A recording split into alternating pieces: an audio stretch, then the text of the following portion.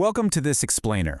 We're jumping right into the existential crises that forced American football, baseball, and basketball to radically reform their rules in the early 1900s, literally just to survive. You know, we often look at our modern sports and think of them as these timeless, perfectly engineered games. But the reality? Well, they were forged in absolute chaos. Okay, let's take a quick look at our roadmap. We're going to start with the era of sporting chaos, then tackle football's concussion crisis and the forward pass revolution. After that, we'll slide into baseball's dead ball era, bounce over to basketball's 13 original rules, and finally wrap up with forging the modern games. So, Section 1, Era of Sporting Chaos, the brutal reality of 1900s athletics. Think about the sports landscape of the early 1900s. It wasn't anything like today's polished, highly regulated leagues. Not at all.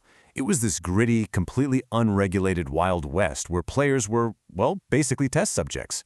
So it really makes you wonder, how did games characterized by widespread injury, doctored equipment, and frantic experimentation actually survive to become our modern national pastimes?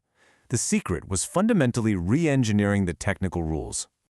Early football is the perfect example of this chaos. Before concepts like a neutral zone or even the forward pass existed, the game was entirely defined by these tightly packed, brutal scrums. The rules at the time actively incentivized mass, crushing collisions. It meant players were incredibly vulnerable to severe, life-altering danger on literally every single snap.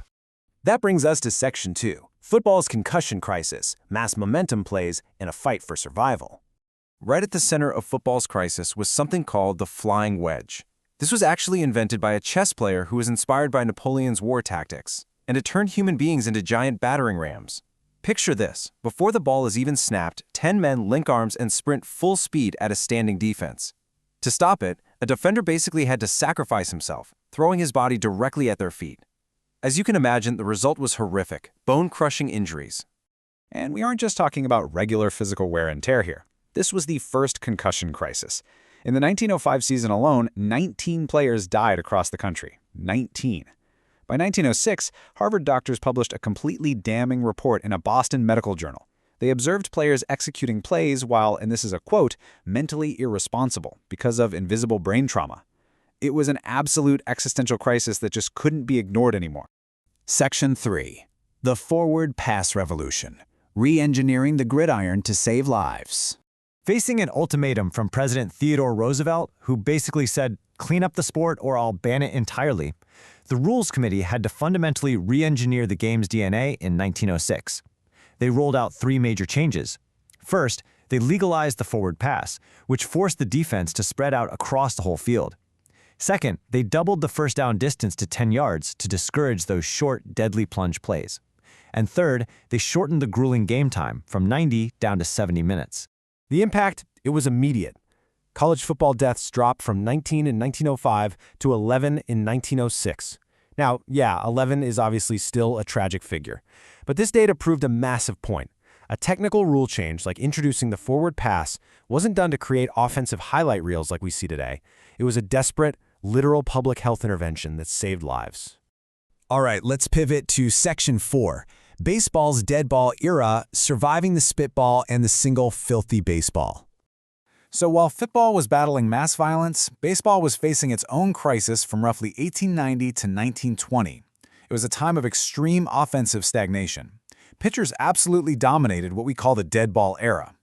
Their secret weapon was wild. They'd use a single rubber cord ball for upwards of 100 pitches a game. Pitchers would just rub the ball with dirt, spit, tobacco juice, you name it. By the late innings, the ball was deformed, dark, and pretty much invisible to the hitter. It was a completely different sport from the lively ball era that came next, which actually mandated clean, cork-centered balls.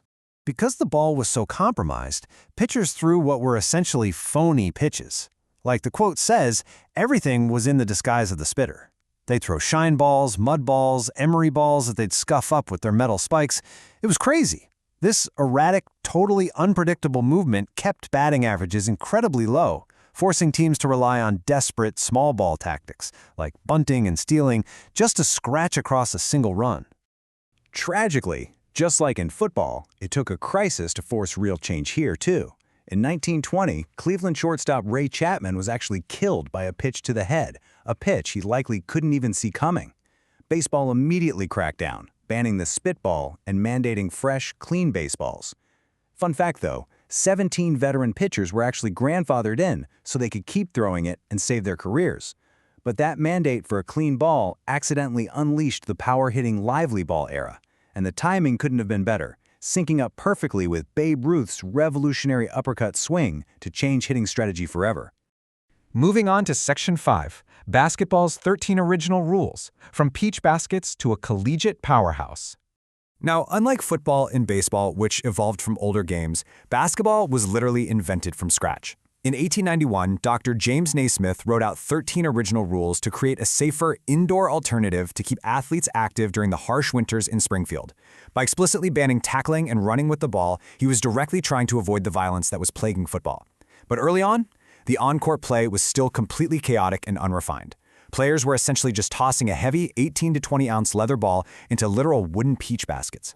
Because it was a brand new invention, basketball required rapid technical iteration. In 1894, they set the free throw line at 20 feet. In 1896, backboards were installed, and get this, it was mostly because overzealous spectators in the balconies kept leaning over and swatting the shots away. By 1900, dribbling was finally defined, though, bizarrely enough, you weren't allowed to shoot if you dribbled. It actually took until 1908 for a player to be permitted to shoot after a continuous dribble.